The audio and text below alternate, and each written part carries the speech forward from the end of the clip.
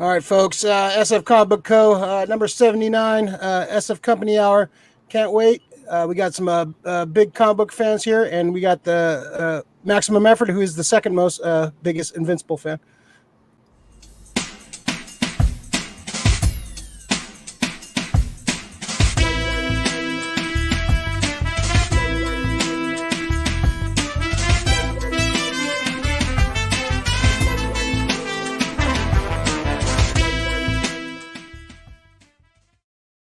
I'm a way bigger Invincible fan than you, Rick. I'm just. I don't even want to qualify that with because the thing is, give me your top three right now.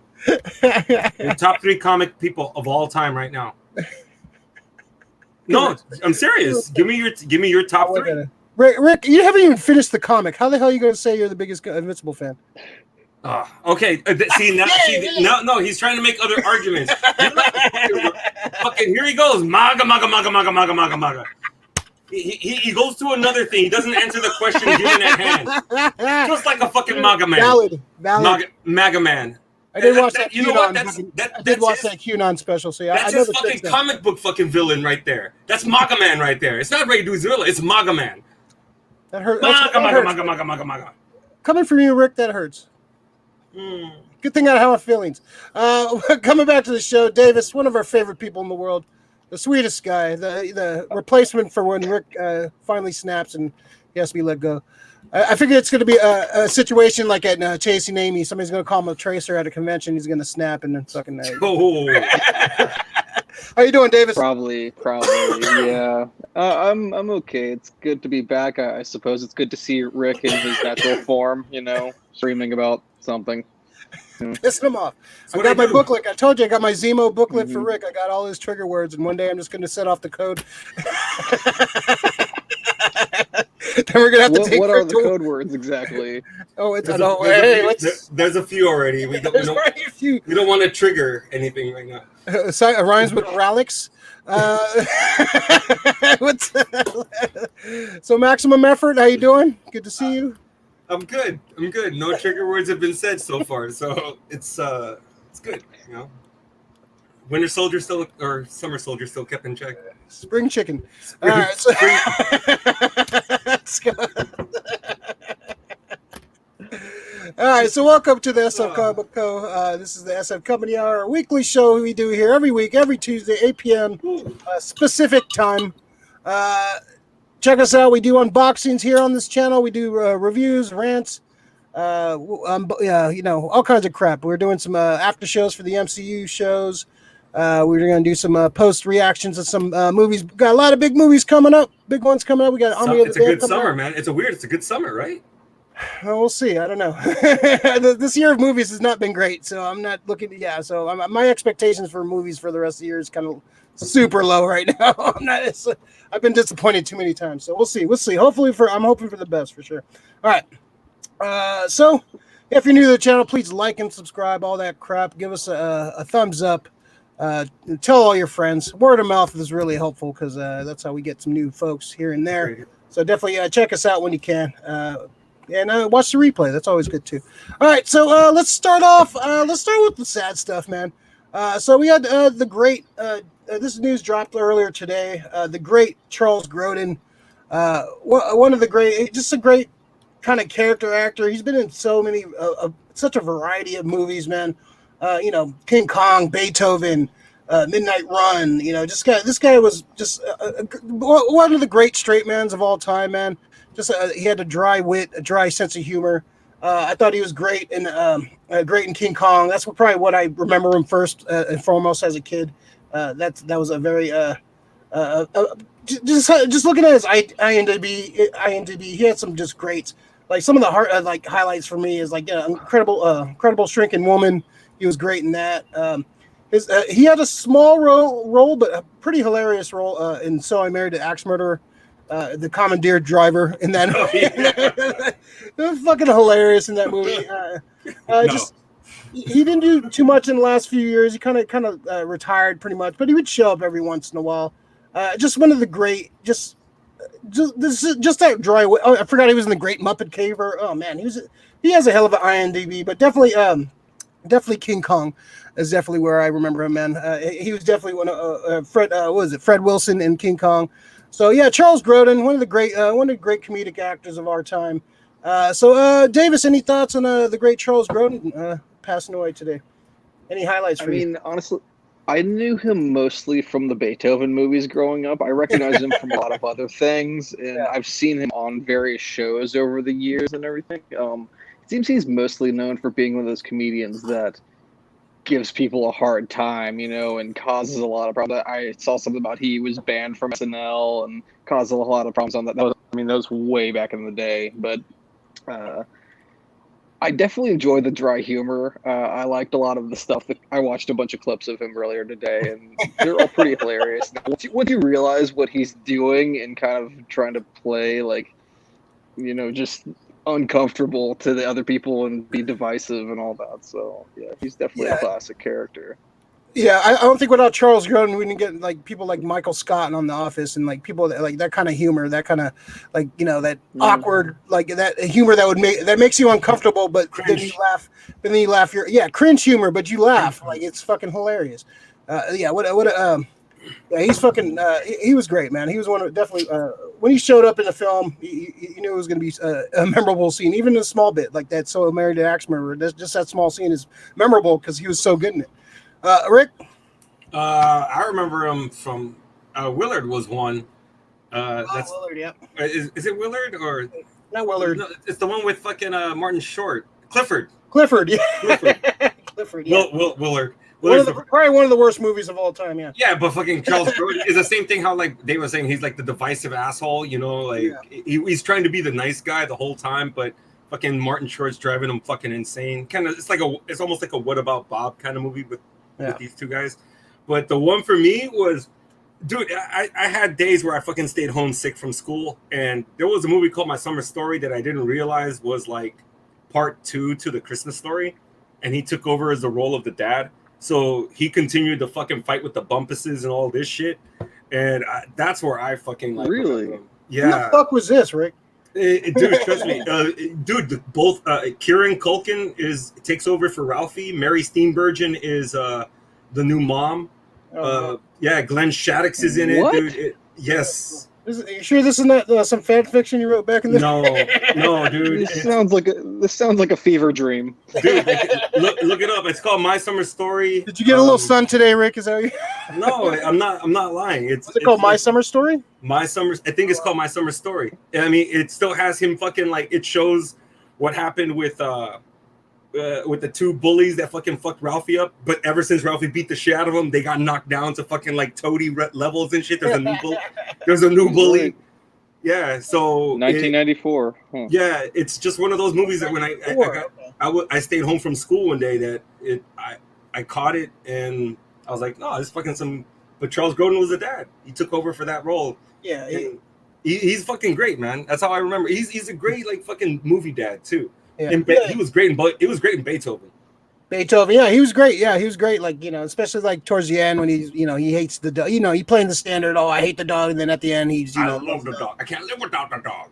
Fucking Midnight Run. He was fucking great. Couldn't live without De Niro afterwards. I want to watch Midnight Run. I haven't watched that in a long time, man. Dave, he was great in Dave. Oh, I was great in Dave, dude. Yeah, Dave. Yeah, just great, man. Just this guy had. He didn't really do much the last a few years. He was in the Comedian. He was he pretty much retired. I think he did. Oh, he was in the Madoff miniseries in 2016. He was in Louie. I kind of remember that, him in Louie, Dr. Bigelow. Okay. I think that was the last major thing he kind of did. But yeah, no, he was great, man. Good, just R.I.P, man. He had a damn great career. He was how old was he? Born in he was 86, so that's a pretty that's you want to go a little longer, but hey, 86 is a damn good run. Got a damn good career for this guy, man.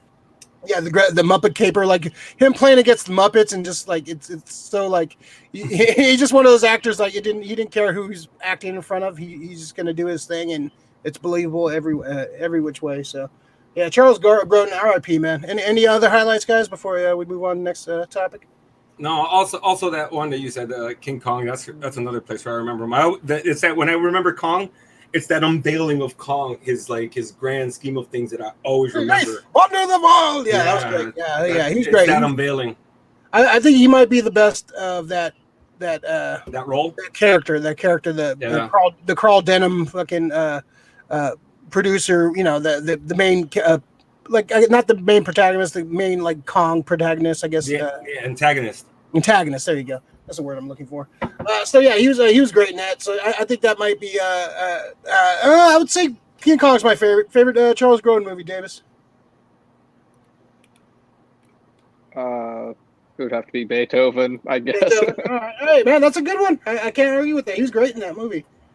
Rick, favorite. My Summer Story. I gotta check this out, man. I totally didn't fucking know that even existed. Yeah, I'm gonna have to find that. Yeah, dude, was that a TV movie? I think it was like a direct-to-cable movie, but that was It's funny because it's what's his name? It's Kieran Culkin. That's he plays Ralphie, and I think his other little brother plays Randy. Oh wow, okay, that sounds interesting. Like, all right, yeah. Is it like the same era, like same like? Time? It's the I think the spring afterwards. Oh, okay, all right, that sounds cool. Yeah, I'm gonna have to check that out. Let's see. Umbilico YT. Sheesh. Sheesh. Umbilico. Let's see. Lori, what's up, Lori? Looks like the servers are down. Uh-oh. Our servers? Uh-oh. What? Loading, please wait. Same over here, same way. Uh-oh. Let's see what's going on. What's going on with the YouTubes? What's going on? We not live? Are we... How can you message if we're not live? What the hell? Let me look it up real quick. Let's see. Oh, it's YouTube. No, YouTube. YouTube's acting funny. It looks like. Oh, it looks like it. Oh, yeah, YouTube. Technical difficulties. But it's not on our YouTube side. Load on my phone. I think it's YouTube in general. I just jumped on YouTube on my computer. Nothing. Let's see. Is it playing? I don't know. No, yeah, it's actually I think it's YouTube's issue. They probably are having trouble loading, but they have enough juice where people can hear the audio. Okay, well, at least people can hear. All right. Well, Rick, put your shirt back on. Kind of live. If anything, I can fucking I can pull the video and just re-upload it. So whatever works. Yeah. So yeah, let us know when the screen comes back, chat, if you can still hear us. No, I think it's gonna upload the video no matter what. It's just Oh, it's a global outage. Oh wow, all right. That's funny. I wasn't experiencing that. Maybe like up to 45 minutes ago, I was watching YouTube videos. Oh wow, that's weird. All right, so yeah, I guess we keep going or what? Yeah, I say let's keep on trucking. They can hear us if the crowd is with us. I say let's travel and run through. Loading, please wait. All right. Oh, no audio. Is there no audio? Ray and I will just describe Rick's emotional state, how he looks. No, hold on. All right, no audio. Now it says, all right, what the fuck are we doing now? Now it's a whole different story. Oh, wow. All right. Dealing with a fucking, all right, let's see. And well, we can always, we can just save this and be a Charles Grodin Turby video and just release that. You want to see how many hits this gets? My Summer Story. Yeah, that's gonna fucking sell the fucking. Let's see. Yeah, because we're recording still on StreamYards, so we can. Yeah, you're gonna have the master. Yeah. All right, we gotta make an executive decision here. What should we do? We should be fucking cancel and do another night, or keep chugging along and then I can upload the video. Kind of. Are we getting chime? Are we getting people chiming in? We gotta take it to the streets. Yeah. No, we should. Yeah, that's. Yeah, I guess. Yeah, everything's down. Yeah, I'm trying to load my YouTube is down. Loading, please wait. Is not a ticket. Bo telling customers to pull up their concert tickets.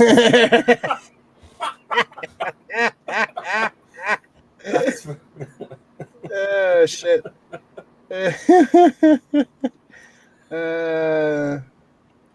This is exciting, man. It's like, it's live TV, man. This is it's like a prize fight. What's gonna happen, guys? Let's see. YouTube videos are broken for many tonight with playback error issues. Yeah, mine isn't even loading. I just looks like, yeah. I see video now. We got video, guys. Chat. Can you guys see us now? It's exciting, man. Oh, yeah. There we're back on. I see video. Oh, what? Hold on. I saw video for a second. Y'all using Womax? I think the world's looking using his Wi-Fi. Hey, fucking that shit was fucking funny, Leo. He was like fucking a ventriloquist last time. That shit was hilarious, man. Nippy had me dying. He was doing the fucking he was doing the Will Ferrell from fucking Old School. Crazy, you crazy, man. That was pretty cool. Looks like we're back on. No, it's I see an error occurred.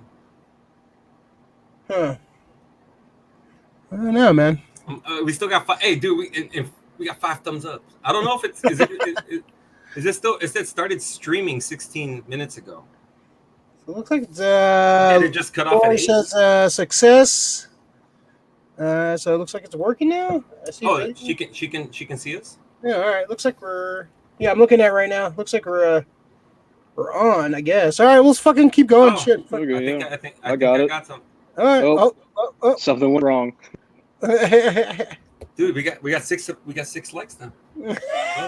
Yeah, just come in and like. I see. This is the highest rated show yet. Technical difficulties. It's like fucking War of the Worlds. Aliens outside. Aliens. I think we're on. We're on. Where were we? Yeah. Okay, so let me add that to the middle of talk about now. Let me add that the fucking R.I.P. to Charles Grodin. Technical difficulties because of YouTube. What the fuck? YouTube's a bunch of assholes. It looks like it's still fucking errors though.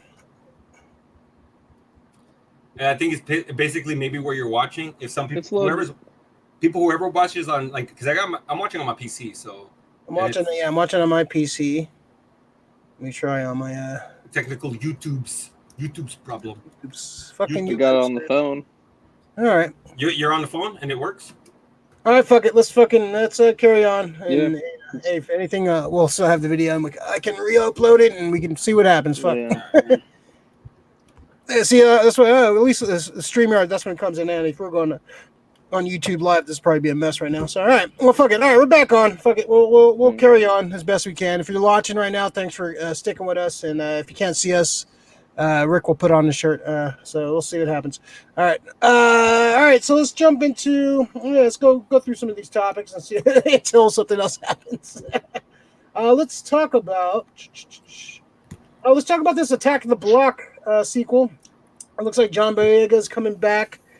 John Cornish, of course, is the director of the 2011 sci-fi film. Very underrated flick, Attack the Block. If you haven't checked that movie out, I recommend it. It definitely has an old school kind of 80s kind of vibe to it. It's very kind of, I would say... Night of the Creepish field, man. Yeah, Night of the Creepish, kind of like, I wouldn't say Goonies because that's like the go-to for a lot of that kind of shit, but kind of like, the kids versus a world threat kind of thing. It's basically John Boyega's first like starring major role. I'm not sure if that was his first role, but he was starring in it. Yeah, it was his vehicle. Yeah. You guys using dial up? No, YouTube's having some issues, man. YouTube's having some issues. Yeah, we got we need another AOL disc to put in. We only had 23 minutes of AOL. It's because I'm on Apple. It's because I'm on Apple. So according to reports, Boyega is going to be reprising his role. This is from comicbook.com. His role as Moses for Attack the Block 2, and Cornish will once again serve as writer and director. Both Cornish and Boyega will be producing this movie alongside Nira Park and James Wilson. It's been a decade since Attack the Block was released, and so much has changed since then, Boyega said. I'm excited to see the heightened story return to the streets of London. Moses has remained one of my favorite characters to play, and bringing him back is a huge honor. So yeah, they definitely kind of you could definitely come back to this world. Yeah, if you haven't seen Attack the Block, I won't spoil it, but it's basically dealing with kids in this kids in like the kind of like the I won't say ghetto, but the ghetto of London, like these little kids dealing with alien invasion. Very cool effects on the aliens. If you haven't seen the movie, it's kind of something you've never seen before. The aliens are like pitch like the darkest black you can like produce on film or something. So it's very interesting. The alien designs in this. Nick Frost was in this. Did he survive in the? I guess it was spoilers for Attack the Block, but I think he died, right? I don't remember. I think he let them go, and like he held up in where he was at. He was just a stop for them. He was that guy who like took him in for a bit and then like let him back out. Yeah, it was a fun movie. I'm excited. I think it's enough time in between, and I wonder how they're gonna deal with the story. But I think it's of course a bigger star now, so it looks like probably get a bigger budget out of this. Definitely interesting. I'm kind of intrigued about this. If you haven't seen it. Check out Attack the Block. I'm not sure if it's on streaming anywhere, but I think I do have the Blu-ray, so but it's probably streaming somewhere. I would hope so. Davis, have you seen Attack the Block at all? Yeah, man. I mean, it's been just under a decade since I saw it, probably. So it's a little bit. I was actually thinking about it the other day randomly for some reason. I wanted to see it. It's not on any streaming platforms right now. I don't think. Maybe it's on like Tubi or something. It's on Tubi for free. But then you have to watch commercials. No, I'm all right. It's 30 seconds of commercials, but you get the full rated movie. It's not a fucking. Ray says no. Yeah, fuck Ray. Okay. Commercials, Rick. No, fuck commercials. It's for the price of watching a movie that you want to watch for free. Fucking Blu-ray. They don't have to watch the stupid. That's for you who has the Blu-ray. For people who don't, well, go get the Blu-ray. Oh, yeah. Commercials suck, Rick. I'm tired of commercials. Bad. Go. Anyways, I love the movie. Me and Rick been beefing all day, man. It was one of the movies that like, a friend recommended it to me, Yeah, it's good. Yeah, it's Any ideas for a sequel? Any ideas where you think they can go with the sequel? I don't know about what. I'm very skeptical of sequels, especially when it's like, 10, 20 years down the line, and their careers have blown up, and now they're going to want to make it a huge thing, and then producers on the movie are going to get on, and the studio is going to be like, we need to dial that up to 11, and it's just not going to have the same feel to it, I imagine. I don't know. Who knows? We can see how those two guys do it together. Yeah, and Cornish, what was the last thing Cornish directed? It's been a while since he directed something, right? Yeah, I haven't seen that. Yeah, he wrote Ant-Man, apparently. Is he doing that right now? Ant-Man was he? No, he was one of the writers. Oh yeah, that's right. Yeah. I wouldn't mind. Hopefully it's not all about Boyega's character. I hope they bring some other folks in there too, maybe some of the other guys too. So I hope it's just not let's have a starring vehicle for Boyega and forget all the other characters in the franchise. So hopefully, the last one he did was he went from Attack the Block from director, and then he did that movie, The Kid Who Would Be King. Oh, actually looked all right. Did you watch it? I haven't seen it. I saw that. It was okay. It looked all right. It looked. It wasn't Patrick Stewart in there or something. Yeah, that looked all right. The commercials looked all right. I think so for a minute. Yeah. You saw it though, Davis? It was good? Watch it on an airplane or something, if you get a chance. It was okay. It's on Netflix or some shit. So. Yeah, it didn't look bad. Not expecting it to be historically accurate or anything. It was a fun doubt. movie. I just want fucking to see some like King Arthur shit sometimes. Yeah. New take. Cool. Okay, I'll check it out. Yeah. All right. So Rick, what do you think about this, man? What do you want to see from a sequel for Attack the Block? Well, there's two ways they can go with it. Either the neighborhood recognizes that fucking Moses saved them, and everybody knows Moses and shit, and it elevates him to a fucking now he's Congressman Moses or whatever the fuck in the area, or he's like a representative, or maybe he's just like the humble dude who stays in the neighborhood, local hero for the neighborhood, starting a fucking a gym for like kids like him growing up, and then the shit all happens again, or maybe it's still happening, and like he's the leader of like a small like little resistance. I don't know. Yeah, I don't maybe know. it's everybody expecting like it happens again. Everybody's looking to him to like save him again, but he's like This was the thing at the end of Attack the Block. I don't remember. Was it a mass kind of thing where the invasion happened everywhere? I think it was local. It was just local. I think so. So okay, so this will be like a return then. Yeah, maybe they come back for revenge, and like Moses is like the main target, and yeah, I just hope it's just like not a vanity project for Boyega. I hope this is like we'll continue the lore. Maybe we'll see the planet of the creatures. Maybe we'll see like it's his birds of prey. Don't say that, Rick. Don't say that, Rick. that'd be bad, man. If this is his birds of prey. Let's hope not. But yeah, it's a great flick. You can watch it. I recommend not watching it with commercials, but if that's the only way you can see it, I guess go ahead. For people who I want to watch the movie, if there's no other way to watch it on Tubi. Yeah. That's what I'll do. We've come so far. I know we've come so far, but to deny yourself to watch the greatness of Attack the Block just because it has commercials, it's just sad. Honda Lauren's gonna get the Blu-ray of this episode. No commercials here. We're not that famous yet. We don't get fucking ads.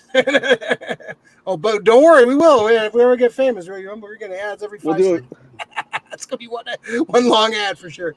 We got to do a commentary track later. I bow down to no sponsor. I got some products to show off later. Krista Attack the Block was great. It's great. Yeah, it's a great flick. Yeah, I got to rewatch it. I haven't rewatched that in a while. I got to rewatch that. I watched that about like 2 months ago. It's fucking still holds up, man. Yeah.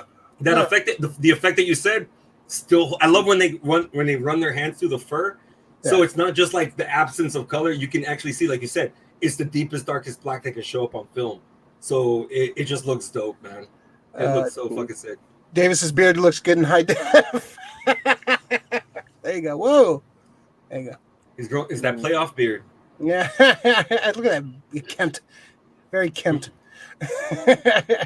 All right. So speaking of some nostalgia stuff, going back to the well, we got the Netflix produced Kevin Smith.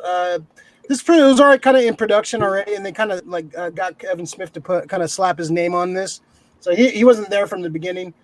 He's a showrunner, but he wasn't there. I don't think he was there from the beginning. So this is coming July 23rd. So this looks like it's going to be this is going to take place like right when the original 80s cartoon ended. So we're going to get like it's rough going back and watching those old He-Man. Like it's very I don't know how to describe it, but it's some of it doesn't hold up. But the character designs are always fun. I was a big He-Man fan. But I'm looking forward to this. The voice cast looks amazing. Mark Hamill's voicing Skeletor, which Mark Hamill voicing anything is I'm down with. So we got Battle Cat. I'm a big Battle Cat Mark. Battle Cat's the shit. We got it's gonna be interesting. There's been a few revivals of this over the years. There was a very much loved 2002. Series. I watched part of it. Part of those episodes. I didn't really do a deep dive. But Masters of the Universe Revelation. July 23rd. So these are our first images. We get to see here. It kind of has that aesthetic of the 2002 series, kind of mixed in with the old series. The old series was kind of done in the rotoscope style, where they kind of film animation over like live action stuff. So that's I had that kind of fire and ice, heavy metal kind of vibe to it. But some of the animation of the old series was fun for sure. Davis, man, were you a fan of the Masters of the Universe back in the day? I remember watching a little bit, but it wasn't a thing that I loved. That wasn't a show that I really clung to as much. I don't know why. After your time, right? I'm trying to struggle to remember. Yeah, I guess a little bit, but I'm trying to remember, were there other villains in it really? Because all it is I can think of is a Skeletor. I can't think of Evil Lyn, much of anything else. Beastman, Merman. They had a bunch of shitload of villains. Yeah, very a lot of cheesy. I might check this out. Yeah. Just off the voice cast and everything alone is pretty incredible, and it's only what was it, like 7 or 8 episodes? It's pretty short series. Yeah. I'm not sure. Yeah, I'm sure if it does well, you'll get to see some more of this. Yeah, it looks fun. It's I was a big He-Man fan. Back then, rewatching some of the episodes from back then, it's like, but it's still part of my childhood. I own a bunch of the figures too, so it's nostalgia for me for sure. This is definitely something that hits my fandom for sure. So Rick, what do you think about this, man? Dude, I'm fucking juiced. I couldn't be more juiced for this, just because I like the animation, the way it looks. Yeah. It's not looking hella crazy. It actually looks. Not trying to do too much. Yeah. Skeletor looks like Skeletor. He-Man looks like He-Man. Yeah. So, and especially that it's continuing. I kind of dig that. It's like everything right now. It's just being remade. Some things are just are made to continue it. Just continue it. There's no point in fucking just. Sometimes they leave us on a cliffhanger or they leave us with a lot of questions, but it's like, oh, we're gonna reboot it. It's like, fuck, man, we're never gonna get those answers. But the voice cast looks fucking great. Yeah. What did you say? July or May? July. Oh, damn. July 23rd. So we got Chris Wood, Supergirl's Chris Wood. I think he plays one of the Kryptonians. He's playing He-Man, Prince Adam. We got Mark Hamill playing Skeletor. We got Sarah Michelle Gellar playing Teela. Teela, that'd be good. Liam Cunningham playing Man-at-Arms. I think he should play him in the fucking live-action movie. Liam Cunningham. Oh, yeah? Yeah, he would be perfect in the live-action. We got Lena Headey playing Evil Lynn. That's another one they should. Another perfect casting. Yeah. We got King Randor and Trapjaw. Diedrich Bader, who's a great voice actor. Alicia Silverstone's playing Queen Marlena. Stephen Root is playing. That's perfect. Root is playing Battle Cat. And Cringer. That's amazing. I'm fucking so down with it. I love Battle Cat. That's probably my favorite character in the He-Man universe. I love Battle Cat. He's just Cringer. It's so awesome. Griffin Newman's going to be Orko. The original guy who played Skeletor's voice is going to play. I think he's playing. Who the hell? I think he's playing Merman, I believe. Mossman. He's playing Mossman. So that's cool. At least they're bringing him back. I would love to see him as the voice back. Hell yeah! I want to hear Matt Hamill. He-Man. Destroy him. Yeah, he's a great voice, man. I love Skeletor in there. He's just one of the great 80s villains, man. He's up there with Cobra Commander and like fucking Megatron as just one of those classic 80s cartoon villains, man. So as long as you get Battle Cat right and you get Skeletor right, I could give a shit about all the rest of it. You get those two characters right, I'm in. This looks fun. This looks, maybe I'll right the wrongs of some of the animations past, but the designs of the characters, the backgrounds, the settings and stuff are always on point back in the day, man. They're very cool, very Conan-esque, style. And I'm down with this, man. I'm kind of excited about this, man. I don't know. It should be fun. So, let's see. Blooper reel from this episode. I haven't done anything yet. We haven't seen anything. Every episode is a blooper reel. Yeah, it is. Yeah, it is a best of blooper reel every week. Danny, haven't seen it. But Master Universe probably. It's not out yet. No one's seen it. What the hell? No, probably original. The movie is afraid. I like the movie, man. It's cult. It took all the budget from Superman 4 and made that's why like some of the specs are actually pretty decent in that movie. That's why fucking Superman 4 sucks and like Massive Universe has a decent special effect. But the movie's still fun. I like that movie a lot. Let's see. Christopher likes Rick's Cup. Christopher likes Rick's Cup. I thought Christopher likes Rick's Cup. What? Oh, the Jason hit his son. Oh, okay. I was like, the fuck is he talking? Is that code? Is that brother code? Is that some Nell speak right there? That's all special language. What does cup mean? Arate. What, now it sound like Pootie Tang? Sarate? Man, the first 15 minutes of that movie is amazing. The rest of the movie sucks. What he's saying is fucking hilarious, man. The first 15 minutes is fucking cold, man. It's low key hilarious. But it kind of it kind of goes off the rails fucking really quickly. Yeah.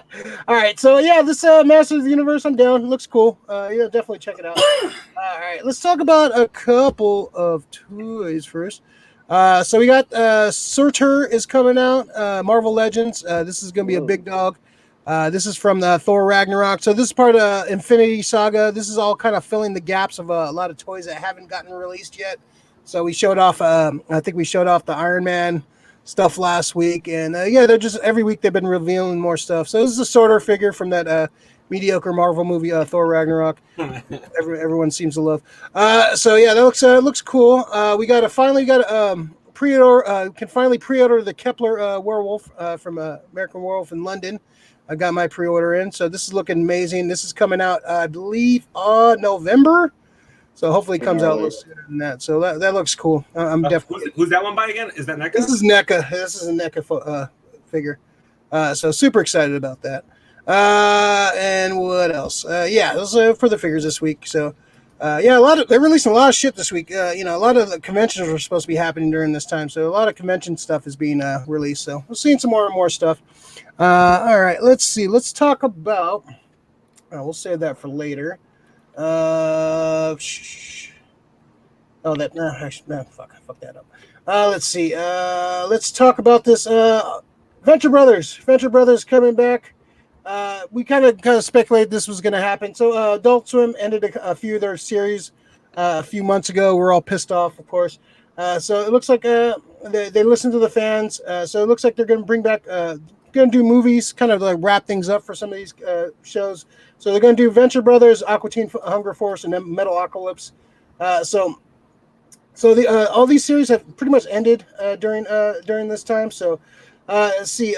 This is the tweet from Adult Swim. These original films have been greenlit. Any complaints were turning this internet around and going home.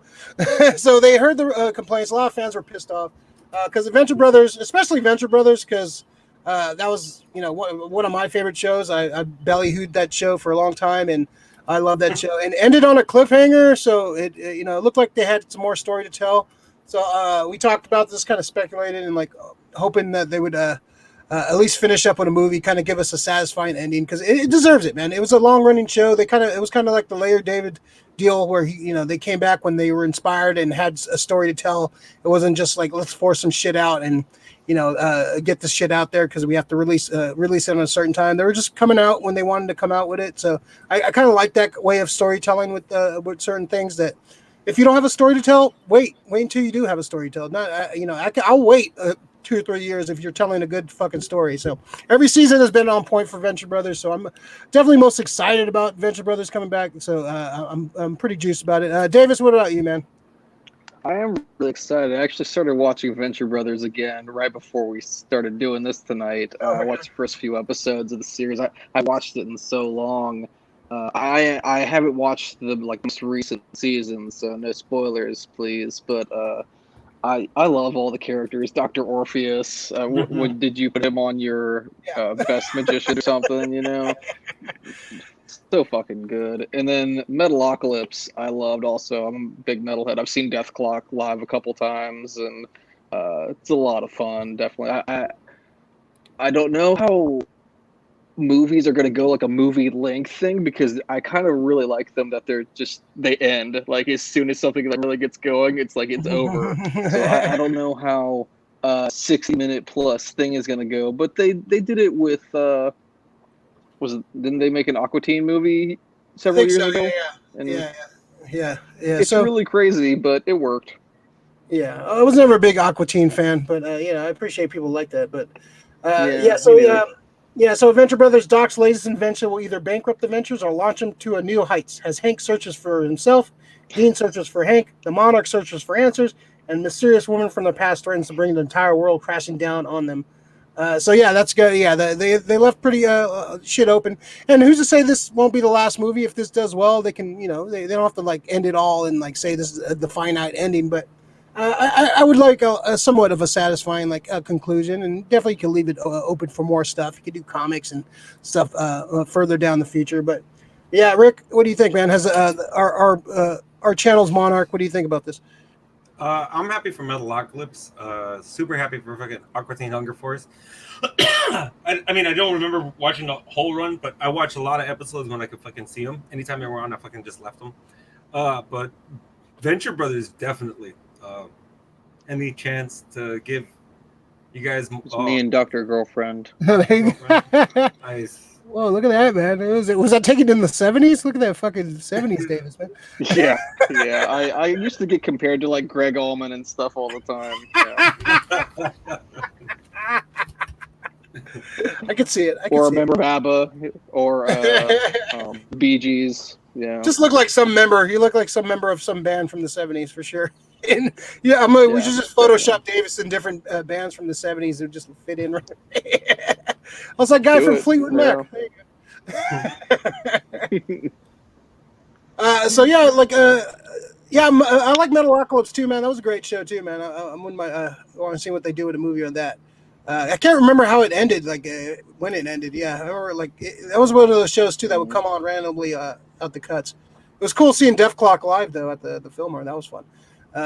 They had to shut down. They had to shut down the show because like one of the soundboards got caught on fire, so we had to shut down the show and evacuate during the Def Clock show, which was pretty appropriate. And they talked about it on the next week's the little fucking cards they do in between the show. The Fillmore had to be closed down and evacuated because of fire. It basically happens on a lot of Def Clock shows, so it was cool to see some worlds collide. So yeah, I'm excited about this. Yeah, it doesn't have to be like an epic fucking crazy thing. I just give us a satisfying finale. Leave it a little open, leave a little door open for some more stuff for sure. I don't want to see this the finite end, but I'm glad they're getting a chance to end this in a proper fashion. So I just want to make sure they include all the characters, like the boy detective, and just make sure everybody's fucking represented, and that'd be dope. Yeah, I want one final hurrah. I want to see Brown Spider back. Fuck. It's just great. It's just one of my favorite fucking shows of all time. So good. I'm glad. Glad we're getting an ending. I'm for sure. All right. Let's talk. All right, I'm gonna do a little quick. So this past week, like and subscribe to the channel, folks, if you haven't already. Like, subscribe, all that cool crap. There you go. Yeah, let's see little fingers on the side right there. There you go. So like, subscribe, follow, tell your friends about it. Oh, Rick, what the fuck? I was lounging. He just leans what he does when he's not on camera, he just like a lay back, like, they're not seeing this moneymaker right now, so I don't need to let Ray and Davis do all the work. Lean back. Let's see. We already talked about that. Don't forget Triclops. Oh yeah, Triclops. Cool. Yeah. Danny Sai. Oh. Def Clock at the Fillmore. Yep, Def Clock played the Fillmore. That was awesome. Yeah, they had a makeup show. Yeah, I got a beanie from Def Clock somewhere. Where's my beanie? It was pretty awesome. Oh, there he goes, right there. Yeah, Def Clock from the Fillmore. That was awesome. Yeah, fun show. I'm excited. Did they say when these are coming out at all? Was it say they're just in production? So it probably could be anything. Mm.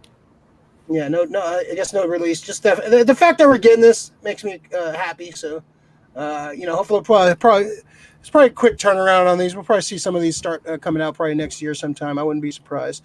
So, all right, cool. All right, so I'm gonna do a quick little just kind of report. I was at the Balboa Theatre for Godzilla Fest. There's me all happy with a mask on.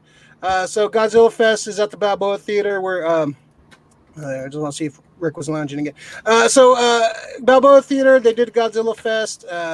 They gave out a button. That was a cool button they gave out. They gave out. It was a fun. They did show a bunch of old Godzilla movies. They canceled, of course, last year because certain pandemics going around. It was. I got to go see the original 1954 Godzilla movie, the first movie in theaters. It was awesome. I got to sit down in a theater. I had my popcorn. I had a cider and a hot dog. And for an hour and a half watching 1954, the original Japanese Godzilla, I had the hugest smile on my face. I was so happy, man. It was basically we talked about on here, man. The one thing we miss is going to a movie and eating fresh popcorn, seeing whatever movie. So it was appropriate for me to go, first movie back, seeing Godzilla 54. It was an amazing experience. Those guys are awesome over there. Got to see some guys I haven't seen in a while. The guy who did my Doomzilla, my Godzilla Doctor Doom mix, Gazbot, he was there. It was cool to see him, man. Gave him some stickers and stuff. Really cool dude. Check out his art. He does a lot of kaiju art, Godzilla stuff. He did the. Actually, did he do this? Yeah, he did this one. He did the Godzuki. This Godzuki right here. So I picked this up. Picked up some cool shit. I picked up 54 Godzilla, of course. I've never owned a 54 Godzilla for some reason, but now I have one. So I picked up 54 Godzilla, and definitely one of the favorite things I picked up this weekend. Jaguar. That looks sick, dude. So yeah, I picked up a couple things. It was cool. It was like a little mini convention, so I got to see, they had like 6 vendors there. It was awesome just to, go to a place and buy some stuff, and I was super juiced, man. It was a very happy experience to go see a movie on the big screen. So shout out to the Balboa Theater. Thanks for putting that on. I think they're going to do another one in August. So this one was kind of making up for last year. So supposedly they're going to do another one in August with some more of the modern ones. These were more of the older ones. I saw Godzilla versus Sea Monster, the Japanese version, the next day. That was pretty cool. And fun fact, I didn't know this fact. I mentioned it during the screening that it was actually made for King Kong, the script. It was actually a King Kong movie that they made. I think they made King Kong Escapes instead, but this movie was Godzilla vs. Sea Monster was a King Kong movie, and you could tell too because at one point Godzilla is like all checking out this chick on one of the island chicks and like all kind of like drooling over some chick, and so it's like Godzilla doesn't really do that. That's a pervy Kong thing. So it's a fun movie. Actually, one of the better of the '60s Godzilla movies for sure. It's a fun flick for sure. So it's cool. I got to see those two. I didn't get a chance to see any other ones. So hopefully when they come back around, I'm going to check out some more Godzilla flicks. So awesome to see Godzilla on the big screen, man. Awesome to see a movie on the big screen. Let's see. Hondo, I mean Metalocalypse at the Fillmore. No, it was Def Clock at the Fillmore. Def Clock, the band that plays the music, played at the Fillmore. Davis got that season 1 Ozarks look. One of the snows. JK, congrats on the 4 omnibus purchase. Is that the first person you called? We'll get to that in a bit. You had to make a call. Did you make a call to the doctor? Like, hey, I got 4 omnibuses. What should I do? Alex is like, buy 2 more and call me in the morning. I'm working on my PhD of omnibus. So I'll be Professor Omnibus. In your doctorate in omnibus? Makes sense. And one more Godzilla thing. So this Godzilla got released. This is for Godzilla the Ride. Tell him, Felix. My own Godzilla. So this looks like a combination of like the legendary and like fucking the 90s Godzilla. So this is exclusive to the Ride. They just came out a Ride in Japan. So if anybody in Japan can find this for me, please let me know.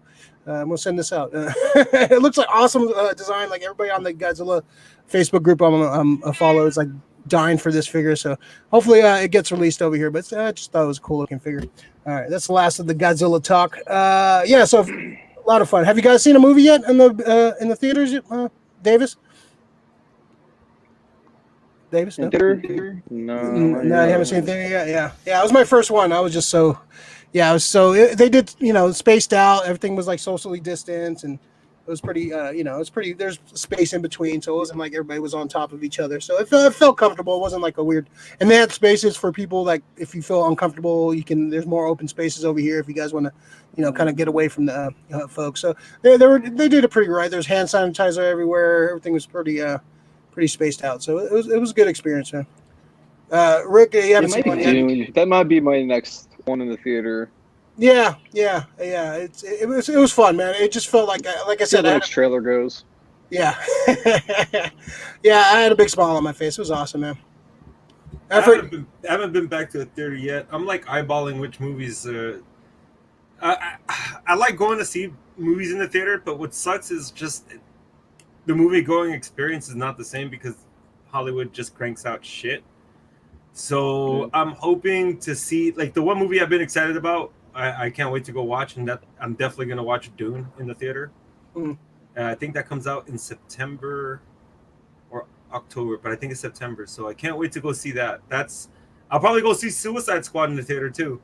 But there's a list of movies that I'll go watch in the theater.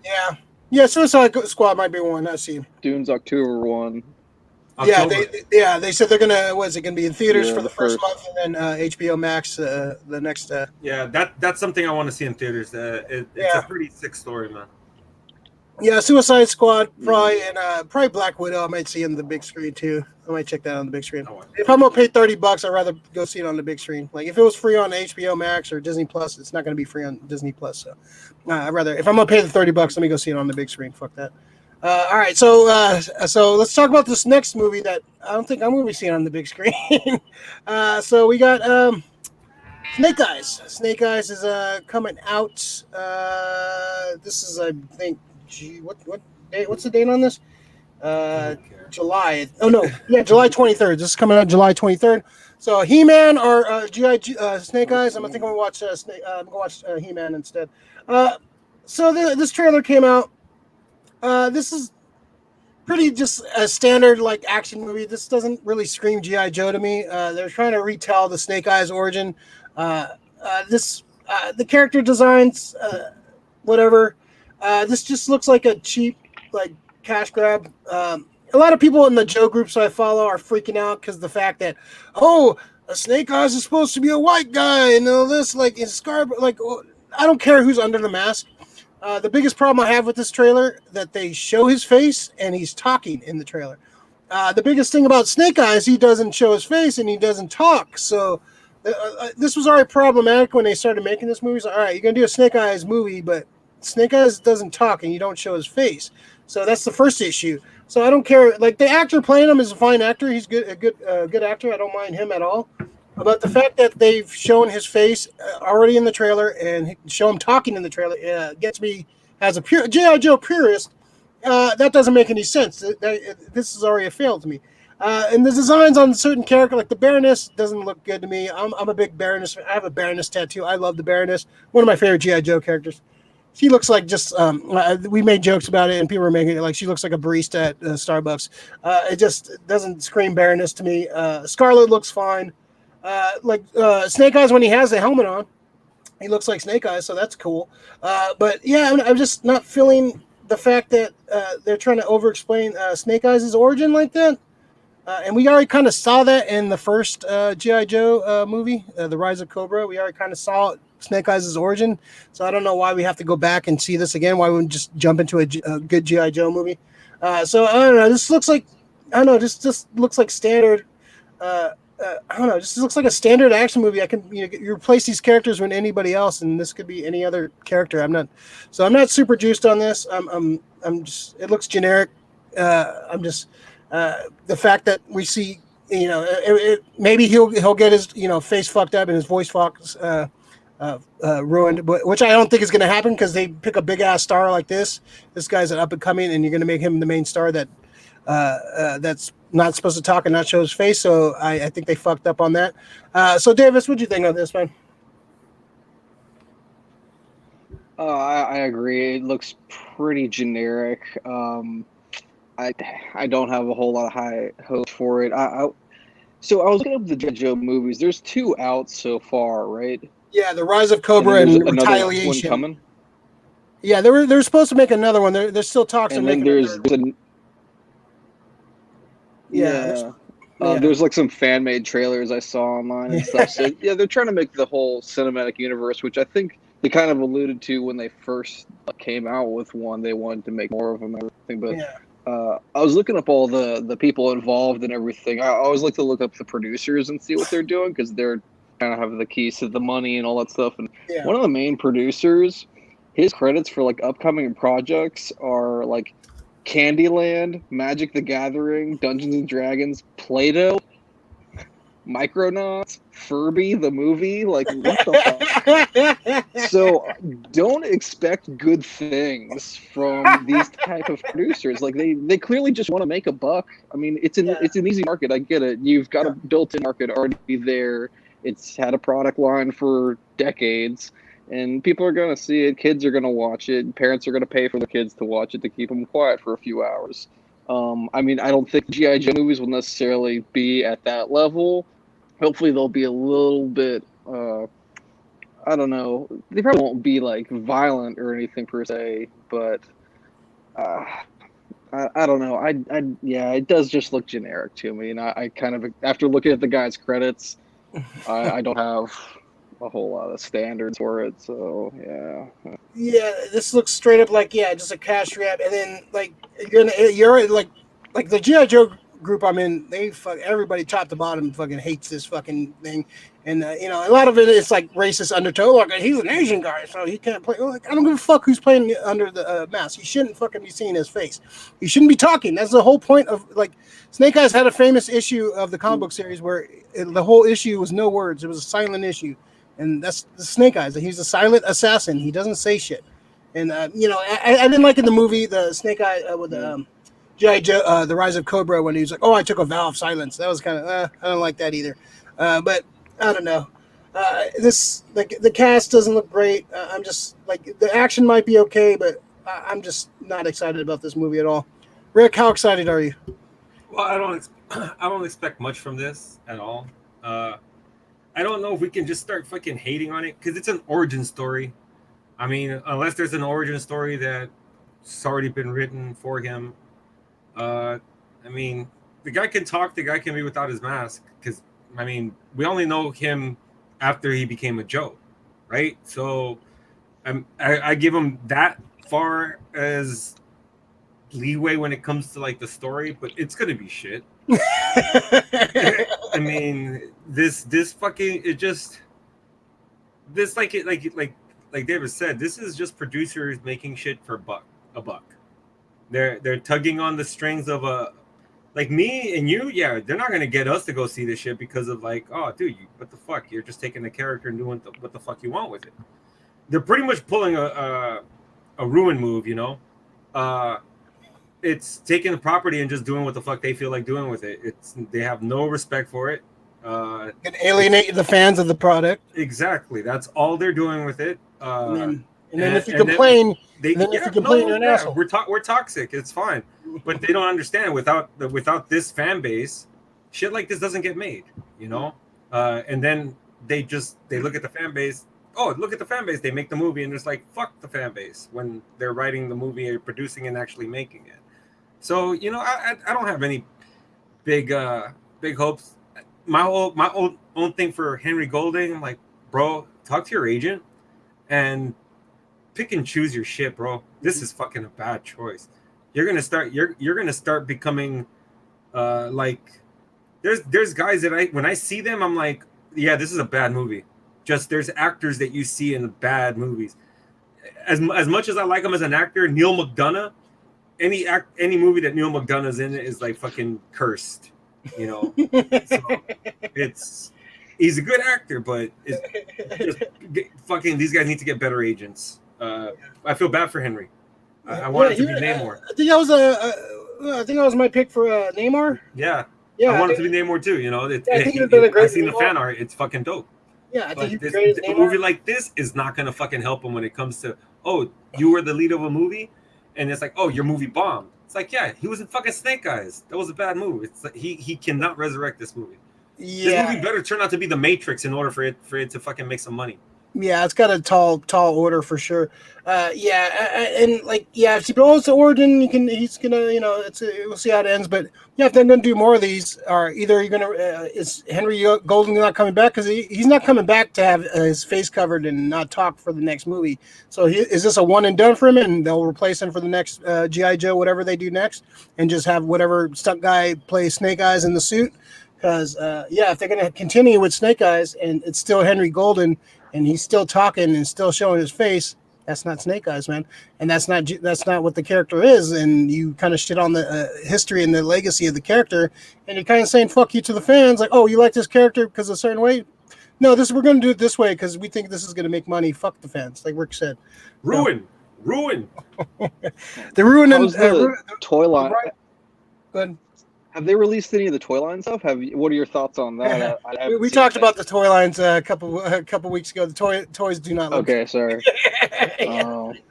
That Baroness looks fucking trash. Baroness looks pretty bad, man. I'm a big Baroness mark, and I pretty much pick up any Baroness merch I can find.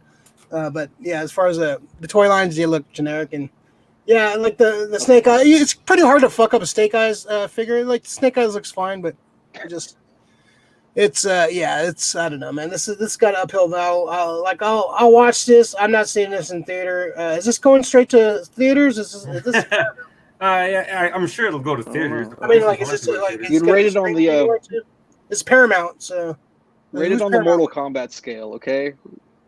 Don't get me started now. Yeah, it wasn't that bad. I'm not seeing this in the theater unless I hear it's like, oh, this is amazing, whatever, which I doubt. I'm gonna wait till streaming and I'll catch this like when I have nothing better to watch because I'm not paying money for this fucking movie at all. I'm not shitting out a dime for this. I think it's gonna be Powers level bad. Ooh, damn. Yeah, that's how bad I think this is gonna be. It's gonna be Powers level bad. Yeah. But I understand. I think that's the worst adaptation of any kind of comic I've ever seen. That's I would agree. That's up there for sure. I'm just why is it so hard to make a G.I. Joe movie? Like you'd think it on paper you can make a fucking G.I. Joe movie, man. Just get a good, decent action director. Get some decent cast. You don't have to cast like big names. Get some unknown guys. Get the costumes right. Get the characters right. Get Cobra Commander right. Get these. Give me fucking Arise or Pentor Arise. That's there you go. Now you're talking. Do that storyline for fucking a G.I. Joe movie. Yeah, you could take some of the cheesy elements out and then kind of make a serious thing where they're trying to genetically engineer like a great leader, a great warrior for them. Yeah, that'd be sick, dude. I'll be down with that. Yeah, for sure. Like, who'd you get to direct, Rick? Oh man, dude. Yeah. See, too bad. I think he passed.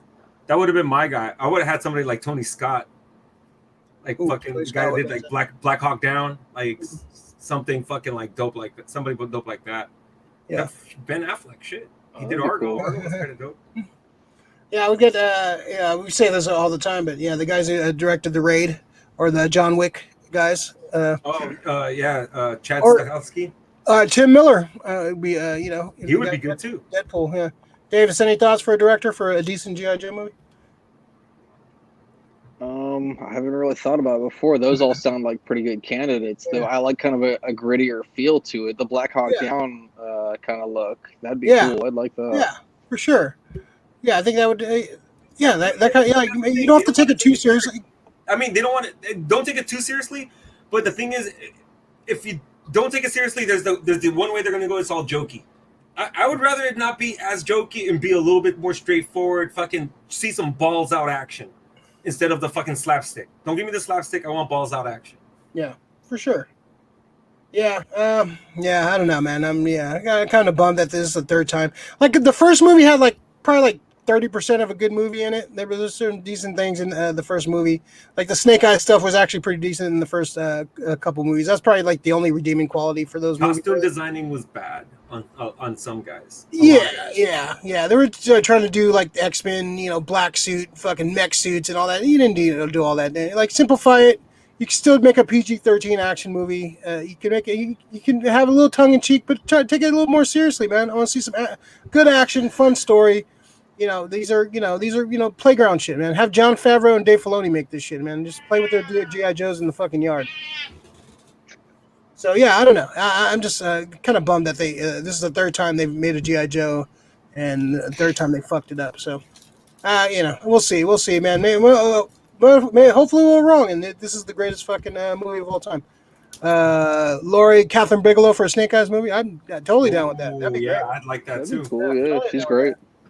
Yeah, totally down with that, man. She got some clout too. It's not gonna be cheap. Oh, Michael Mann would be another good one. Ooh, Michael Mann, yeah. Fucking the shootouts that Michael Mann does, yeah. Was it Jim Cornahan? Jim Cornahan or John Cornahan? Cornahan. Yeah, Guy did the Wolfman? No, the guy who did what's it? Captain America: First Avenger? No, that's Jim Johnson. Okay. What the fuck is the one who did what's that Tom Cruise Jamie Foxx movie Collateral? Oh. Or was that Michael Mann? What am I thinking of? I think that was Michael Mann. I'm all over the place. Yeah, we'll see. I have very low expectations for this. So if I hear like, oh shit, this is great, you should watch it. But I'm not getting that feeling. And the fact that we're getting like not even a full trailer, this is only like a minute teaser, and the movie's coming out 2 months away. They're scared. That's a little iffy for me, man. Yeah, it's weak. Yeah, I think there's some. I think they know they have a bomb on their hands, and they're just like, all right, let's save face and do what we can. All right. So if you can, folks, please like, subscribe, and follow to the channel. If you haven't already, appreciate you watching this one. We had a little technical difficulties earlier on, but we're back at it. We fixed the Matrix. We're doing this weekly show every week, Tuesdays, 8 p.m. Pacific time. Check out. We got some more recaps, rants, and reviews, and unboxings, and all kinds of crap coming up. So definitely check it out. Check out the channel. Follow all the social medias: Facebook, Twitter, Instagram. Check us out. All right. Got a couple more. Jim Carnahan. Yeah, Joe Carnahan. That's what I'm thinking. Thank you, Lori. David Soder. Hey, everybody. Hey, David. How you doing? Sounds like they even know Snake Eyes from Hondo. This is sound like they took the name. We need a big name. This is Snake Eyes is the most recognizable character from G.I. Joe. Okay, let's make a movie about him. Let's cast an up-and-coming actor. Oh, but Snake Eyes, he doesn't take off his mask. He doesn't talk. Doesn't matter. Who cares? We'll just fucking do whatever the fuck we want. And knowing it's half the battle. Tell him, Fieldy. Yeah. He's great. He's He upset. just watched Godzilla vs. Kong, so he's like trying to look for Kong right now. Oh, man. Kong don't dare pull out that fucking Fieldy, hand from Fieldy. Fieldy doesn't bow to no one. This is true. All right. Snake Eyes with Gary Sinise and Nick Cage and Gary Sinise is good. Yeah. That's a good movie. I like that movie, actually. That's gonna be a bit. It's De Palma too. I love De Palma, man. I fucking love De Palma, man. Yeah, he's in probably top 3 for me, man. Directors. We might have to do a top. I think that's what we'll do with Lori, man. We'll do top 5 directors. Top directors. Top 5 directors. Yeah. All right, Lori, book it, Lori. All right. I already know hers. She's like fucking Dylon. Scorsese, Michael Bay. All right. So let's jump to the pull list. Pull list is stuff you picked up recently, stuff you want to talk about, you watched, listened to, bought, just something good or bad you want to rant about and discuss here. So Davis, the floor is yours. Show off those omnibuses, man. What you got? All right. Well, first I've got a few movies that I watched that I thought were really good. I watched Nomadland the other day. I know it just got a whole lot of Oscar buzz. It was pretty good. I liked it a lot. I mean, Princess McDormand was great in pretty much everything she's in. She's kind of asshole in real life. I finally started watching. Didn't know that, but oh well. We've had some experiences with her. Started watching. You're friends with Rick Dormer. You don't need to be name dropping. All right, you figured you're above that, but okay, I guess not. Sorry to derail. Go ahead, Davis. That's Great okay. So then I started watching Love, Death, and Robots. Finally, it's been on my queue forever. But then when I saw the new season coming, I started watching it. It is fucking stellar. It's great, is right? Really cool. Yeah, the first season's really good. The episodes are just perfect. Yeah, where I watched a few episodes of the second. It's okay. I didn't like it so far as much as the first season. But there's so many little episodes that I watch. I want more of this, but at the same time, I don't. It's a perfect little encapsulated story that you're it's kind of like a Twilight Zone episode. Yeah, almost. exactly. Yeah. It works perfectly like that.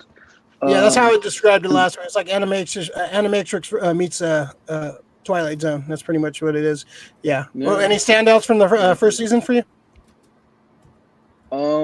I really love that one. I think it's one of the early episodes of the series that the guy's like in a space station, but it's really kind of like a demonic hellscape type thing. Yeah, the animation's that really was pretty good cool. Yeah, the animation's amazing. Oh yeah, some sexy animation there, I tell you. Oh yeah.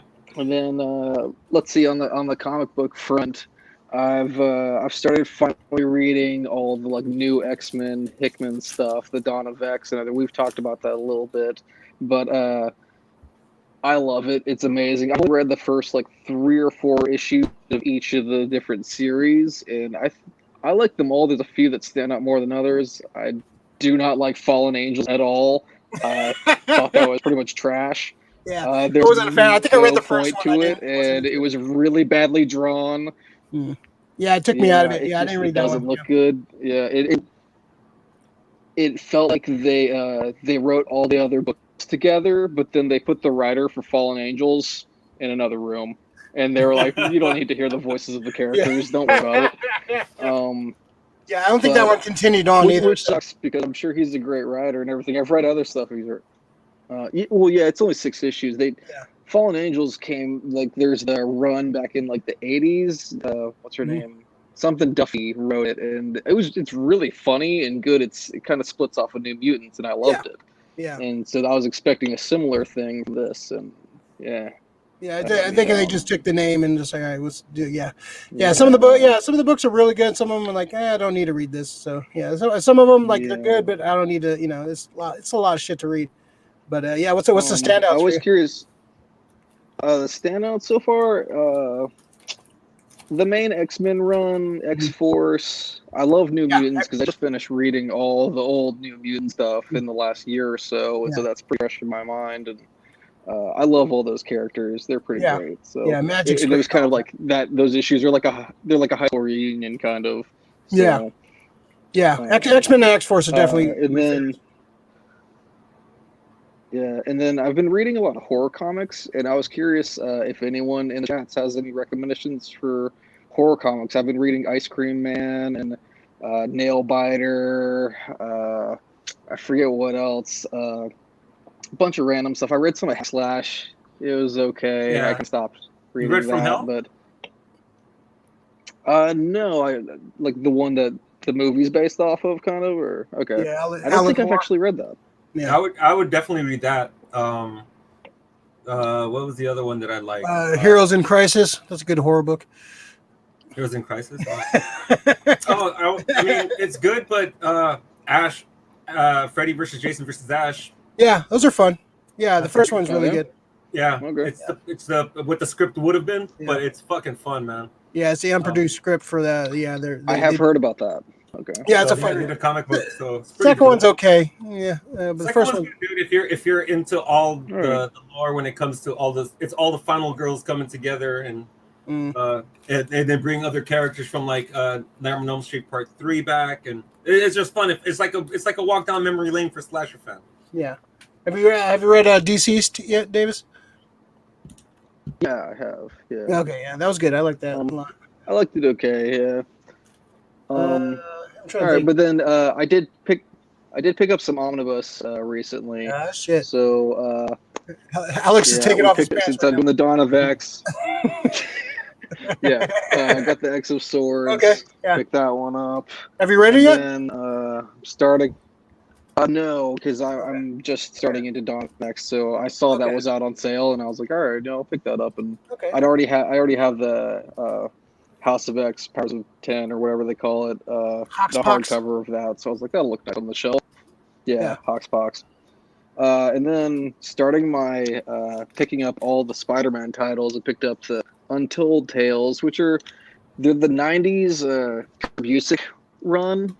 Yeah. If anyone's read them, and they're pretty fun. It takes place back in the day when Peter Parker's just starting out, and just that kind of feel to it. And then just today came Volume 2.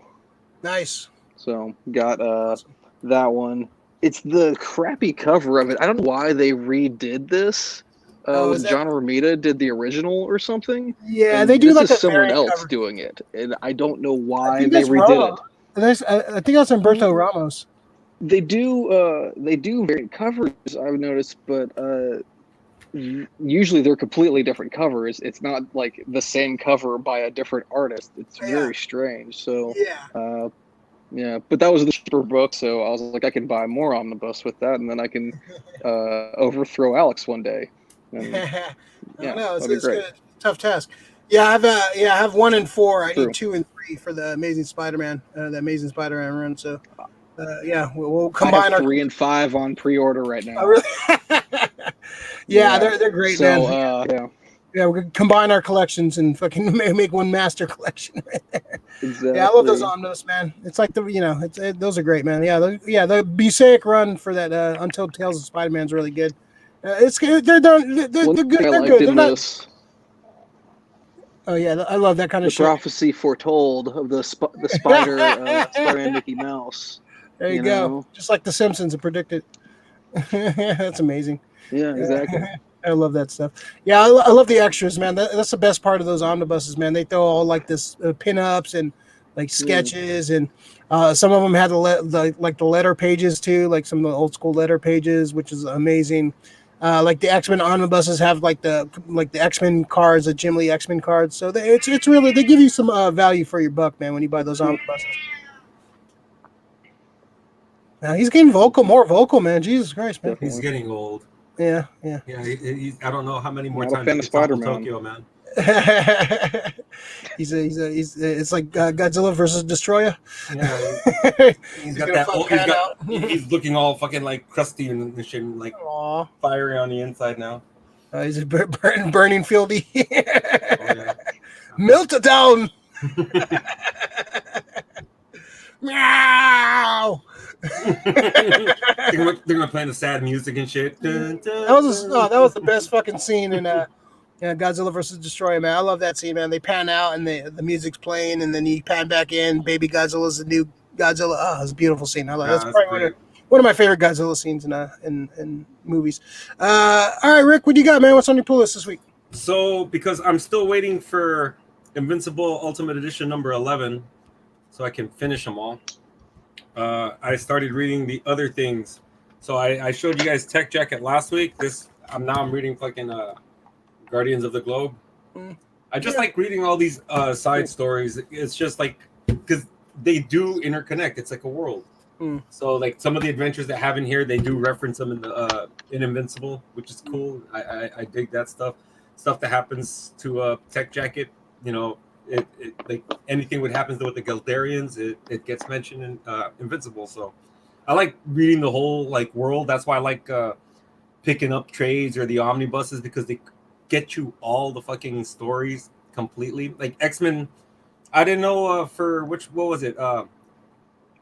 Age of Apocalypse, that there was so many extra stories I didn't get to read because I picked up the trades. I didn't know there was like a Blink miniseries that lasted so long. I didn't know.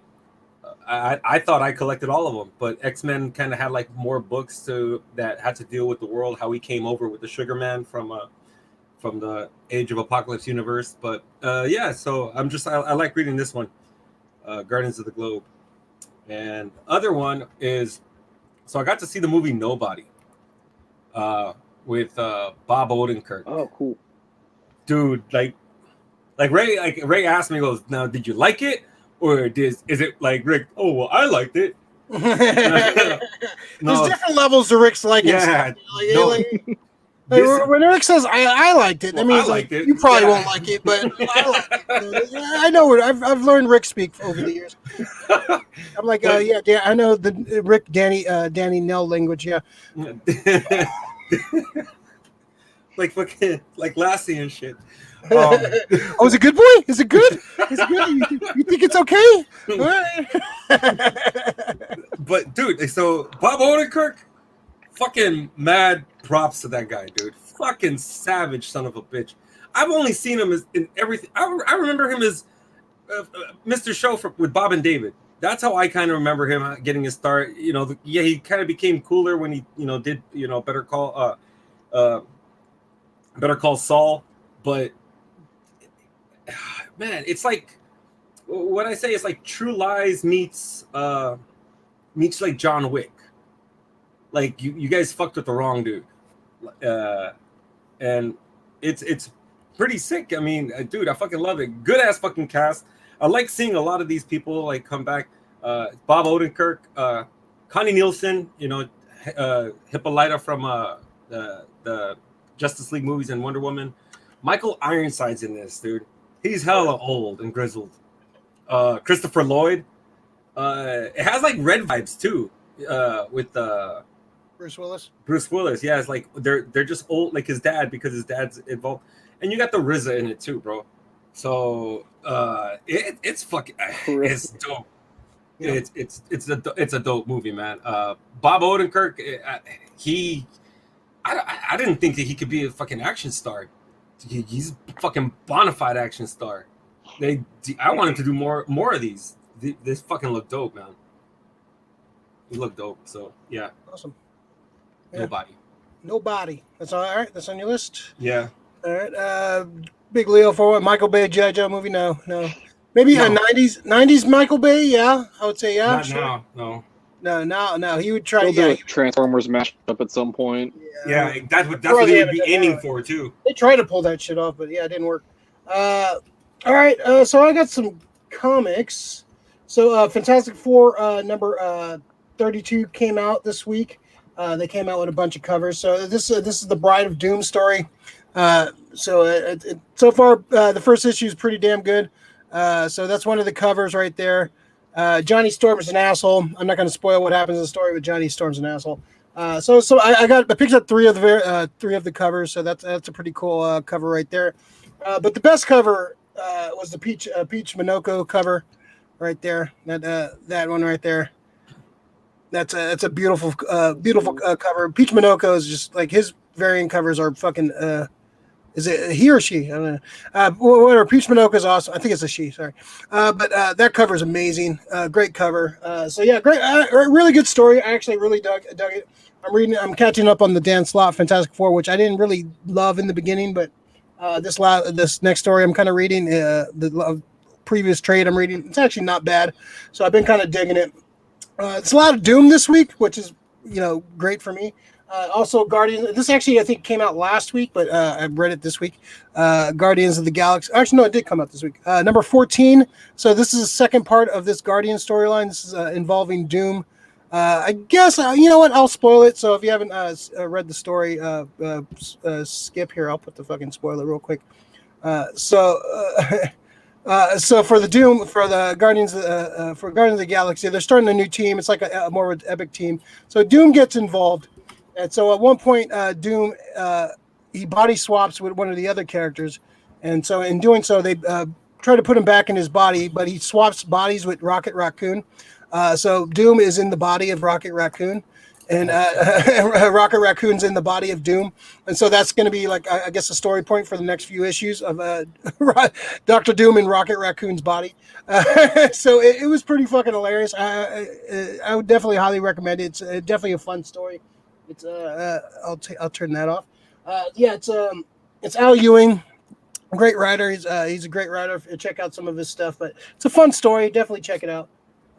Also on my list, I finally watched that damn Michael Che on HBO Max.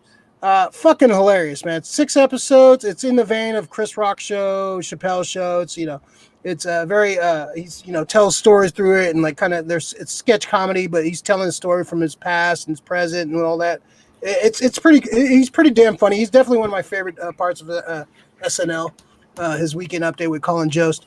But it's really funny, man. He kind of, he's doing comedy that, kind of, I would say dangerous nowadays because people, want to cancel everybody for trying to say, speak their mind and say what they feel. And, people want to cancel you right away. So it's kind of has that vibe where he's, talking about shit that a lot of people don't want to talk about.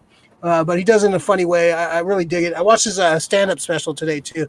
Just kind of has a bookend. He came out with a stand-up special. It's on Netflix. It's like an hour long stand-up special. That was actually pretty good too. I laughed out loud. So I dug it, man. It's definitely in the vein of the Chappelle, Chris Rock show, kind of that vein.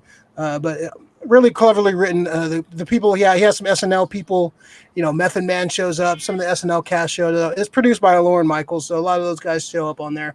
It's really, really funny, man. So really talking about some real shit. Yeah, definitely check it out when you get a chance. Yeah, that damn Michael Che. It's on HBO Max. It's only 6 episodes. They're only like 20 minutes each too, so you can get through it pretty damn quick. And it's fucking. I guarantee you're gonna laugh out loud at least a few times of the show. So yeah, that damn Michael Che. Check that out. All right. Cool. Do we? All right. Yeah. All right. So let's jump into. First of all, like and subscribe to the video if you haven't already. Tell them, Phildy. Yeah, Phildy's man. It's telling me. Like and subscribe, follow, all that crap. All right, so let's go into hidden gems. Hidden gems is stuff, something in your collection you want to show off, something a specialty you want to talk about, whatever. Just some hidden gem like guess show and tell. You used to do in kindergarten.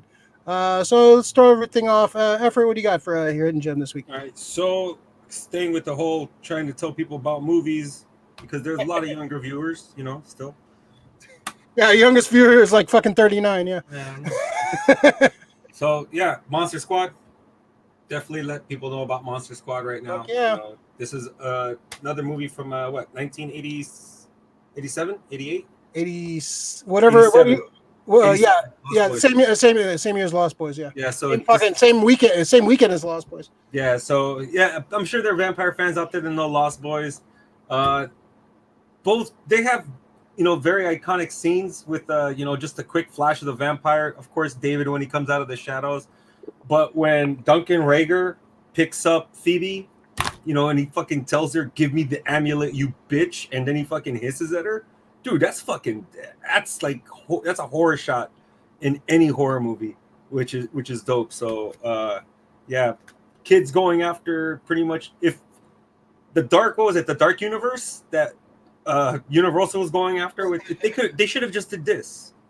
Yeah, this would have been just so much of a better thing to do instead of trying to fucking do what they were trying to do with Tom Cruise and who else was the other guy who was gonna play? Russell Crowe was Russell gonna be Mr. Hyde. Yeah, and Dr. Jekyll. Yeah, so it's like this, for people who don't know, I think Angelina Jolie was supposed to be Bride of Frankenstein. I think. Oh, that would have been good. That would have been good casting actually.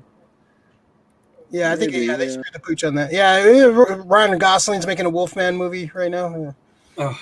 I don't know about Ryan Gosling. Oh, dude, that guy! It's he has Ryan Gosling face. He's like Canadian, so that's what it is. He has Canadian. He's Heisenberg. He's the same dude in every movie. Like, oh, he was so great in Drive. He didn't do shit in Drive. He just stood there with a fucking jacket. Dude, he just talked. Yeah, I didn't get that movie. I didn't care for it. I don't know. I like people like talking like. A good movie, but not for all the fucking shit. Because of him, it was directed well. The music choices. Albert Brooks is fucking really dope in that. It was shot great, but Ryan, not because of Ryan Gosling. Not because of Ryan Gosling. I agree. You just a guy that wore a jacket and didn't say shit. Like fucking no, fuck you. We're gonna be starting on Ryan Gosling. He's on the list, man. Yeah, we do that. Yeah. Ryan Gosling. That's one of your activated words. Words. Adrian. The shit list. Yeah. Adrian Brody. That's his shit list. You can always make it off the shit list. Like Leonardo DiCaprio and Jake Gyllenhaal was on my shit list for a long time, but they made it off. So you can make it off. But yeah, it's very popular to get it off the shit list. It's you gotta. Jesse Eisenberg has no hope. Ezra Miller's on my shit list. Army Hammer's on my shit list. That's because he wants to eat you. Yeah, so we'll do that. Our fucking shit list, yeah. Queen Latifah too. I hate you, Queen Latifah. I got beef with her. That's back in the day beef. So Davis, who's on? What's on your shit list? Who's on your shit list? Yeah, I want to hear your shit list. My hidden gem. That's a shit list. Well, keeping with part of the topics earlier tonight, I found this in my old toys, the old G.I. Joes. Oh, what? Nice. Ammo box, Foot Locker. Crack it open, man. Yeah, so I've got my my Channing Tatum doll, Oh wow, those are cool. Duke, yeah. I forget what it's like, the Heroes Hall of Fame collection or something like that. Yeah, I think it was like the 25th anniversary or some shit of the original G.I. Joe, some shit like that. It's got the were those like the 90s hair. Oh, it looks like Cody Rhodes. Yeah, I used to live down the street from a dude that was like a serious collector, and I used to play with his son, and he bought like a stack of them, and he was like, "Here, kid, have one." So I got one. That was pretty cool. And this is pretty awesome. I had that one. And then Cody Rhodes. one It without looks like a fancy Cody hair. Rhodes doll. Yeah. Oh, awesome! Yeah, those are fucking cool, man. But yeah, I got all those. And check Kung this out. Fu After like 20 years, you can that's hear dope. the gun still makes the noise. Yeah, the light doesn't really work anymore on it, but oh well. But yeah, I've got all the old guns that's and pretty good. everything. And, yeah, Wow, I that's don't some know. battery life on that. Yeah. Hmm? Some battery life on that. Jeez. Yeah, I mean it hasn't been touched in quite a while. So Yeah. Carrie might have a yeah, small I used soldier to play with this a situation. lot, and those were my only like. Those are my only like 12-inch action figures I had, so they often battled my giant Silver Surfer. This is often what we had going on. The foreign threat Them just from fighting it out. Yeah, it's pretty much how It's it an went. alien! Kill it! Kill it! Fly, he's like he'd Destro, but fly all in and over. just wipe them all out. That's Yeah, awesome. exactly. He's like, that's true. That's awesome. That's dope. Man, yeah. Davis always brings up fucking heat with the hidden gems, man. What is my hidden gem? Oh, okay. I found this online. The Mego's been releasing a lot of figures over the past couple of years. I have a few Megos. I have like some of the old, like I have an old Spider-Man, old Hulk. I have some of the Star Trek guys. I have a Wonder Woman.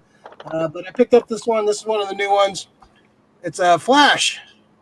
And it's pretty much the Wally West Flash because it's the Wally West costume. He's got the white eyes and the pointed down belt right there. So yeah, Mego figures, man. I love Mego figures, man. Yeah, I might open this one up, but yeah, it was like $15. Yeah, so I'm digging it. Yeah, I like these old. Yeah, they've been coming out with like fucking like Facts of Life figures and like like Happy Days figures. Like, who the fuck is buying these? I people buy them. I guess like they're definitely pulling on that nostalgia. So it was cool to see like a Wally West style Flash in that line. So I was pretty juiced to see that. Yeah, so Migos were great, man. Did you have any Migos back in the day, Rick? I had a few, but damn. When I move, every time I move, I lose toys. Like either that or like my brother fucking sells them before we leave the fucking area and shit. So, Sucks. it sucks having an older brother who likes making money off of your toys and shit. I know he sold my fucking Voltron and he still won't cop to it. So Oh, that's cold. See you back. Yeah, when the kid like down the street right before we leave has the fucking Voltron, I'm like, hey, that's mine. You're like that scene in fucking Dirty Work when like Norm Macdonald's walking down the street and just sees everybody like wearing his clothes and shit. He's like, hold on, that's my shirt. And dude takes it off. He's like, he's all hairy and she's like, oh, you can keep it. Oh, you can keep it. That's pretty much. Yeah. This is it, Lori.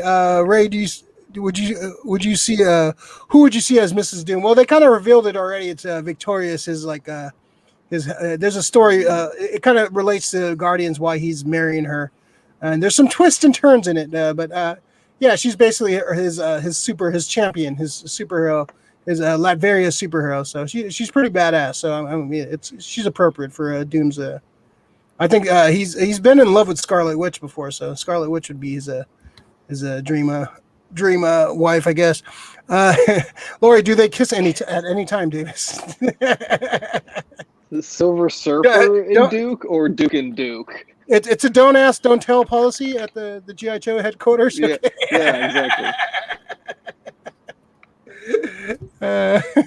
In the Army now. All right, great. Yeah, we had some hiccups. We had some, some bumps in the road, but we still made it. Look at that. Cool. All right. Anything else we want to talk about before we get out of here? So, I think it was a good show. Davis, any shout outs? Anything you want to say before we get the hell out of here? You just reminded me. I finally read that Doom run, that like the 10 issues one that got canceled. The Kindle, yeah, Chris fucking good. Yeah, right. It sucks it got canceled. I'm very sorry for your loss. It's been 2021 and 2020 have been rough on us, but yeah, Doom getting canceled when it was just starting to heat up too. It was starting to get good. He kind of had to rush the storyline towards the end. What'd you think of that issue number 7? That's when he is that the one with the bear. Yeah, the one he's riding. That was pretty badass. I gotta say, you sent me that. you'd sent that panel to me a while before, and it kind of spoiled it. I wish it had been fresh, but it's okay. I forgive Hey, you. without that It was panel, would pretty you been awesome. reading that Doctor Doom? Probably not. Yeah. Well, I don't know. I do read a good amount of Doctor Doom, just not as I'm not as obsessed with Doom as you are, So No one really is. I check out as much as I can. Yeah, that's true. Yeah, it's a good run, and basically for this Bride of Doom storyline, and Scott, like they had some other plans for him, so I guess that's why they had to like kind of rush the ending. So hopefully he could come back and maybe tell some more stories, because I was really digging it, man. I thought it was really going into some fun directions and some interesting stuff. So yeah, hopefully he gets a chance to do some more with that with Doctor Doom. But so far, I like what they're doing. Like Dan Slott's doing in the Fantastic Four issue, and Al Ewing's using him in Guardian. So at least he's being used, and it's not just a throwaway thing. He's actually being used properly. So at least they're doing the character right. And so if you're going to cancel a great series, at least do something cool with him. So at least they're doing some interesting stuff with him. I would be bummed if they're just gonna. All right, we're gonna just put him away and not do anything with him. At least they're doing something with Doom, so I'm happy about that. And the stories have been fun so far. So, yeah, you haven't read that yet, right, Rick? The Doom story, the Canwell? Not yet. Okay, yeah, I might have to purchase those for you, Rick. All right. So yeah, all right, Dave. Anything else, Davis? All right. Any shout outs? Any goodbyes? Any recommendations? That's pretty much it. This is great. Always fun. Yeah, it sucks about the technical difficulties, but we'll blame that on YouTube. It's not our problem. It's kind of exciting. I don't know. I kind of liked it. I like the, we don't know what's going to happen, man. We're on air. We're off the air. We don't know, man. It's live TV. Shit happens. Cool. Ricky, the effortist, the Graysonist. Shout out to first place San Francisco Giants. That's about it. Hopefully they can keep it going. I didn't expect this. I thought we were going to be a bottom dwelling team. The team can hit. Bullpen looks like shit, but they can hit. So there we go. Yeah, for sure. Yeah, go Warriors tomorrow. Yeah, shout out to the Warriors too. Tomorrow, man. Big game tomorrow. Beat LA. Yeah, beat LA on both fronts. We have the Warriors against LA. And then we got the Giants this weekend. Any capacity, anytime you can beat LA, just fucking do it. Any hockey, football, just beat LA. We must destroy them. Our mortal enemies. Yeah, for sure. Right on. Thanks to Balboa Theatre for having me come by, and got to talk to all those guys. It was cool, fun to thanks for giving people experience. So that was awesome. Thanks to everybody watching the show, keeping tabs on us and following us and recommending to friends and family. And that's how a lot of our people that follow us find us out, because friends tell about us. It's things are slow with the podcasting online right now too, and things are kind of slowing down. But we're going to keep at it and keep doing it, because we're having fun doing it. So we're going to stick with it and hopefully build it more and more every day, and try to make something out of it someday. And all the people that watch, you'll be there on the ground floor when the shit fucking blows up. Be like, I was there in the beginning when it was cool. Keep watching for more stuff, and keep telling people about it, and keep liking and subscribing and following, and look out for more cool videos.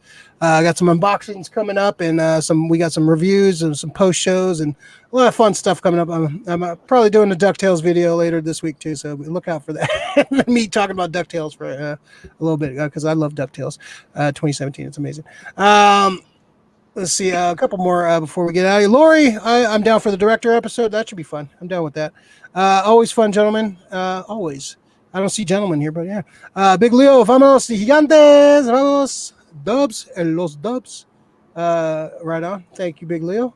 Go check out the Gold Dirty Bastards. Me and Rick show up on there every once in a while. Give our sports analysis. We could talk about anything, really. Put us in any situation. We have opinions about everything. So go check out those guys. Give those guys a follow. It's fun sports talk, man. Just guys talking shit about sports like you do with your boys. Go check them out. All right, and we'll see you guys next week. And look out for more videos. Turn on the notification bell so you know when we jump on. And keep an eye on our social medias, and you'll know when cool shit's coming on. All right, so we're getting out of here. Everybody have a good night. Be safe. Keep wearing your mask until you don't have to. Get that vaccine, and we'll all have a nice hug and cough in each other's mouth at some point in the future. I can't wait. All right, so see you guys soon. Bye. Oh boy.